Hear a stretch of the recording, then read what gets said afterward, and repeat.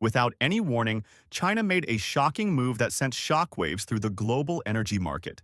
In early 2025, Beijing suddenly announced it would stop all liquefied natural gas imports from the United States.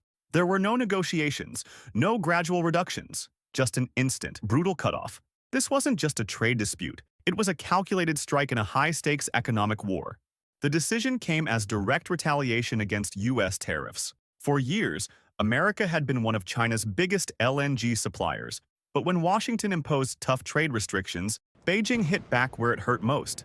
China didn't just walk away, it rerouted its LNG purchases to Europe, taking advantage of the continent's desperate need for fuel. Meanwhile, U.S. ports began piling up with unsold gas, costing American companies billions. Then came the real twist. Just as the U.S. struggled to recover, Australia stepped in with a game-changing deal. In March 2025, Woodside Energy, one of Australia's largest LNG producers, signed a massive 15-year agreement to supply China with 600,000 tons of LNG per year starting in 2027. The timing was perfect. By then, China's new pipeline with Russia would be fully operational, further reducing its reliance on Western energy.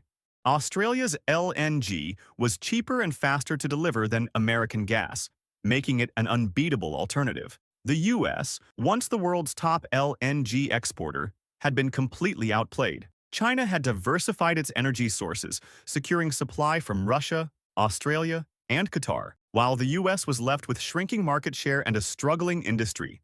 This wasn't just about trade, it was about power. China ensured it would never depend on the U.S. for energy again, while America's LNG dominance crumbled. Europe, now hooked on redirected Chinese LNG, had less reason to buy from the U.S. either.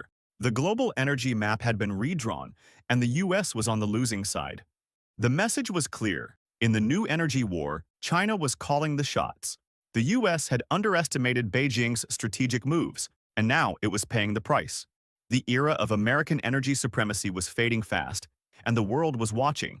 Would the U.S. find a way back in, or was this the beginning of a permanent shift? One thing was certain, the battle for control of global energy was far from over.